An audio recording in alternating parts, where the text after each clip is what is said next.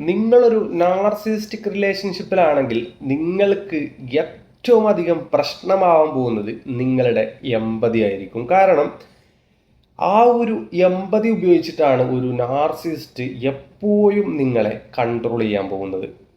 എന്തൊരു തെറ്റ് അവർ ചെയ്താലും, എത്ര അവർ നിങ്ങളെ വേദനിപ്പിച്ചാലും അവർ നിങ്ങളുടെ മുന്നിൽ വന്ന് കരയും.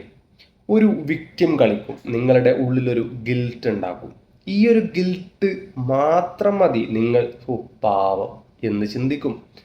ആ ഒരു ചിന്തയോടുകൂടി അവർ ചെയ്ത ആ ഒരു തെറ്റ് ഇല്ലാതെയാവും. കാരണം നിങ്ങളുടെ എമ്പതി എപ്പോഴും അയാളുടെ വേദനയിലായിരിക്കും കൂടുതൽ ഫോക്കസ് ചെയ്യുന്നത്.